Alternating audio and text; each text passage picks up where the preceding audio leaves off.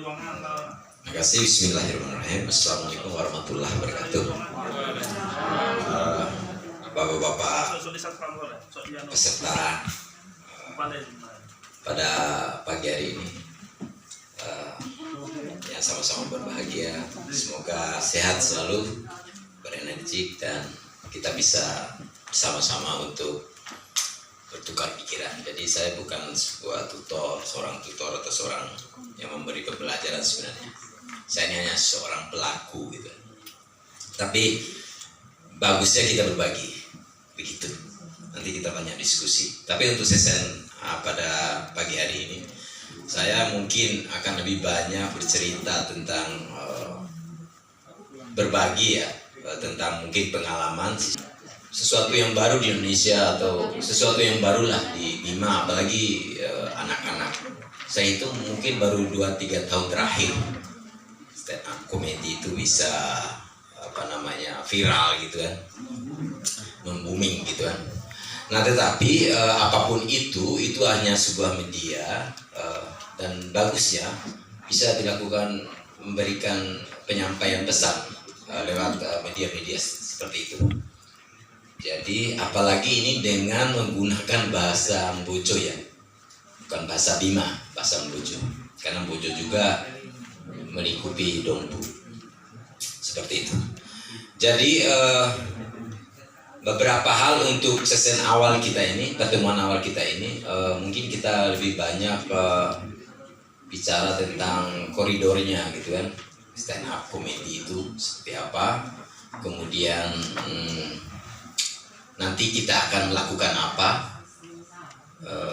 dan saya ingin katakan tidak cukup waktu untuk kita melakukan pelatihan tentang bagaimana cara gitu kan, tetapi akan kita bicarakan bagaimana kita bisa men-sharekan apa yang kita dapatkan pada pertemuan-pertemuan kita, tukar pikiran kita terkait stand up comedy, yang nanti mungkin akan kita sama-sama bangun. Karena dalam bentuk bahasa Indonesia pun istilah-istilah dalam stand up comedy itu rumit. Kemudian apalagi kita transfer, dan kita harus maklumi juga bahwa anak-anak kita sekarang itu jarang yang bisa bahasa Indonesia, bahasa Bima, bahasa Mbojo dengan baik dan benar. Kadang-kadang digabung. Kemarin Cem, kita kan sudah ketemu. Nah, kayak gitu. Jadi bahasa Mbojo dan Indonesianya digabung sehingga menghasilkan bahasa baru gitu kan. Milenial Indonesia Mbojo. Seperti itu. Jadi seharusnya untuk menunjuk sesuatu, misalnya Tioja Akani, Edaja Akani, jadi begitu sekarang. Bayangin pergeseran itu sangat. Nah saya pikir, dan itu oke, saya ini sudah lewat sebenarnya ini ya, joknya itu sebenarnya sudah lewat. Jadi begini, saya akan memperkenalkan diri, saya sampai lupa gitu. Nama saya gitu, Husain Laudet, biasa dipanggil teman-teman Laudet. Saya aktif di kesenian sebenarnya, menulis, sudah menghasilkan sekian banyak buku, tetapi antologi puisi, buku-buku opini, tentang opini, bedah sastra dan sebagainya. Saya tidak bisa stand up comedy sebenarnya, tetapi saya punya basic teater, karena teater juga induk ilmu pertunjukan, karena itu terkait dengan properti, terkait dengan performance, terkait dengan pertunjukan dan sebagainya. Nah saya pikir komedi ini adalah sebenarnya stand up comedy itu dasarnya adalah monolog, tetapi dia lucu gitu kan. Ya mau hidup juga enggak mau, mati juga enggak. Nah, seperti itu. Jadi bayangin aja anak-anak kita itu tidak memakai bahasa ibunya. Hampir semua Bima Dompula memakai bahasa Indonesia kebanyakan. Tetapi itu, kalaupun paling rendah itu adalah gabungan dua bahasa itu. Iya Cem, kemarin kita tunggu nggak datang-datang, nggak datang-datang kone, kayak gitu tuh. Jadi ini menarik gitu loh, menarik. Tetapi ini juga bisa menjadi bahan stand up comedy. Dia mengkritik tentang aturan pemakaian bahasa Mbojo. Dan ini menarik. Ini mampu membuat orang tergugah kalau menurut saya ya. Jadi hal-hal yang sederhana yang ada di sekitar kita, sekitar kita itu bisa dijadikan job gitu kan, di dalam menjadi sebuah alur tentang bagaimana kita membuat stand up comedy. Stand up comedy juga butuh naskah. Nah sekarang begini, stand up comedy itu adalah orang yang memiliki kecerdasan tinggi kalau menurut saya, karena dia bisa menyampaikan sesuatu dengan cara lucu. Jadi pelawak-pelawak itu cerdas, tingkatannya itu udah di atas orang pintar mereka itu. Mereka cerdas. Dia mampu mengadaptasi, dia mampu melihat kondisi-kondisi tertentu itu untuk menjadi lucu gitu. Dan kritikannya itu sangat tajam. Kecil itu perasaannya itu, tapi kayak jarum alit ya, jarum alit itu jarum kecil gitu. Kalau kena aja tuh kita kan kaget, membuat kita ini ya terkejut dan sebagainya. Dia nggak sakit tapi membuat kita terkejut. Karena kita semua ini belajar menulis naskah tentang stand up comedy. Apa yang dilakukan dalam membuat naskah stand up comedy? Karena apa? Nanti jika ada lomba stand up comedy tingkat SMP atau SD, itu harus ada naskah yang diserahkan kepada dewan juri. Karena mereka tidak mungkin kita serahkan untuk spontanitas untuk membuat dengan tema ini dan sebagainya. Tetapi mereka harus punya alur, dan apalagi ini memakai bahasa Mbojo ya. Harus bahasa Mbojo harus digunakan, dia tepat, baik dan benar. Nah, persoalan kita di Bima dan Dompu adalah bahwa bahasa Bima ini sudah menjadi bahasa plesetan. Ya, anak-anak kita sekarang sudah lagi bilang sama orang tuanya, iya ta Madanowati, nami cem nutur ina ramange. Cerita sesuatu nami cem nami, karena pemahaman mereka bahwa nami itu adalah kita. Tetapi dia tidak mampu menempatkan kata nami itu apakah itu sebaya atau untuk orang tua atau untuk ini, dan mereka tidak tahu menempatkan bahasanya. Jangan-jangan stand up comedy nanti seperti itu, liarnya sampai ke situ, kencaru istilahnya nih. Jarang kencaru repos.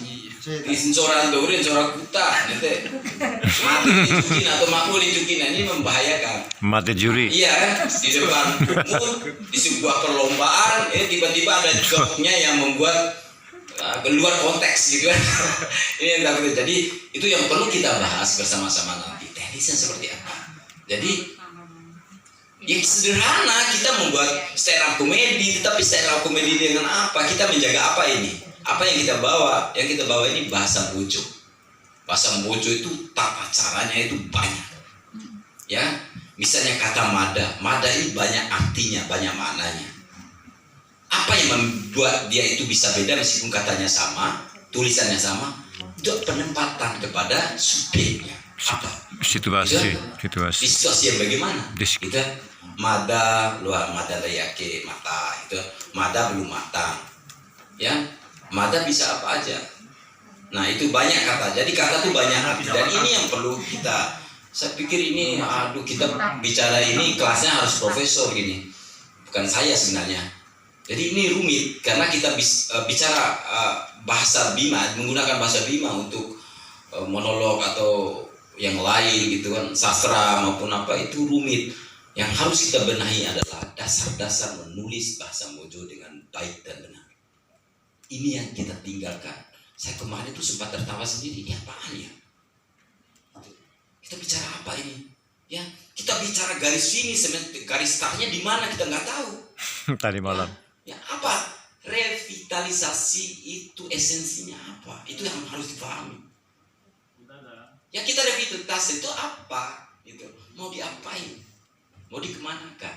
Makanya kita nggak usah jauh-jauh. Kita harus bicara fondasinya, dasarnya. Itu yang harus kita mulai ini. Dalam kerangka kita merevitalisasi. Nah bahasa Bima dalam situasi kredit seperti itu, kita mau apa?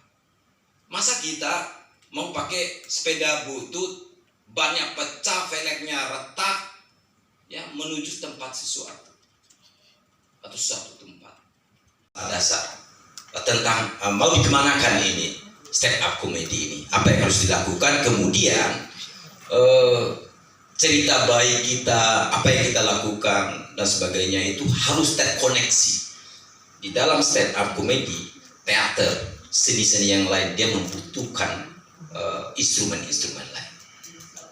Iya enggak? Kita bicara stand up comedy, berarti kita bicara tentang menulis naskah. Temanya apa? Tujuannya apa? Pesannya apa? Itu kan properti yang dipakai. Apa? Itu kan di dalam stand up comedy dia harus menguasai mimik, bahasa, kata-kata, intonasi, kalimat dan sebagainya. Dan ini tidak sederhana. Dan kita lihat di TV-TV stand up comedy itu adalah kebutuhan pasar, bukan kebutuhan nilai. Itu yang saya mau katakan. Kita bukan berbisnis stand up comedy, tetapi stand up comedy ini kita jadikan media untuk menaikkan taraf kesejahteraan bahasa Mojo. Itu maksudnya. Ya, harga diri persoalannya. Jadi itu. Makanya kemarin ketika saya diundang, diundang lah istilahnya, dikasih tahu, diinformasikan bahwa saya akan menjadi pesertanya, saya pikir-pikir dulu. Akhirnya saya naik level akhirnya. Pak Edi bilang begini, narasumber untuk ini dan sebagainya. Apa stand up comedy saya pikir? Apa saya melucu ini ya? Saya bilang gitu kan, apa yang saya harus sampaikan? Tapi saya nggak bisa menolak Pak Edi gitu loh. Karena Pak Edi ini sahabat saya, sahabat band, sama-sama seniman. Jadi saya iakan aja lah untuk agar dia tidak mati suri gitu. Ya, makasih. Mantap. Jadi itu. Tetapi saya akan mencoba karena saya paham bahwa stand up comedy juga adalah monolog. Ya, saya pikir di dalam monolog juga tidak semata-mata serius, tapi dia juga melawak gitu kan, dia mencibir, dia mengkritik dan sebagainya. Oke, berikutnya lagi saya perkenalkan diri lagi saya. Di kesenian saya itu di samping menulis buku juga pesan di teater, di musik juga ikut menggarap musik-musik kontemporer, musik-musik yang tidak lazim. Misalnya saya konsepnya adalah dengan konsep alam gitu, dalam artian misalnya suara air, suara dedaunan. Kita hanya jiplak dan ngikuti, jadi pengekor kita itu. Dan itu yang harus kita sama hanya dengan stand up comedy yang saya maksud bahwa kita harus menghasilkan karya, bukan mengekor. Nah, apa alasannya? Karena kita memakai bahasa Mojo. Sebenarnya sudah 2015 sampai 2017 saya mengikuti Kongres Kesenian Nasional di Bandung gitu kan, membahas juga ini, termasuk tentang aksara, termasuk tentang muatan-muatan lokal. Dan kemudian endingnya adalah pertemuan seniman di Jakarta, juga difasilitasi oleh Kementerian Kemendikbud gitu. Dan ini menarik, dan outputnya, dan saya hari ini tuh baru merasakan bahwa apa yang dibicarakan pada forum-forum nasional itu yang pada akhirnya sudah diterjemahkan sekarang. Oh ya, ini adalah bagian dari itu semua. Tapi yang perlu kita ingat bahwa komedi itu absurd. Saya aja absurd ya, saya biasa di dunia acting gitu kan, teater, saya merasa ini absurd dan sulit dilakukan dengan bahasa Mojo lagi. Sementara kita berhadapan dengan problem bahasa Mojo yang hampir punah. Kan anak-anak kita hampir tidak memakai. Bahkan dibangun semacam konstruksi bahasa dengan menggunakan bahasa Indonesia. Padahal sebenarnya itu cukup didapatkan di sekolah, di rumah. Sebenarnya kita harus memperlakukan bahasa ibu kita, bahasa Bima, bahasa Mojo sebagai bahasa seharian. Persoalan anak-anak kita yang dihadapi sekarang itu, stand up comedy itu harus kita jadikan media untuk mengalihkan, minimal mengalihkan anak-anak kita kecenderungannya di game. Ya kan? Itu minimal. Kemudian dari persoalan-persoalan mereka tentang game, tentang dunia anak-anak sekarang dan sebagainya itu menjadi objek, karena mereka akan lebih memotong stand up comedy itu adalah apa yang terjadi pada diri mereka, keseharian mereka. Dan ada hal-hal lucu kan, hanya hal-hal konyol di keseharian.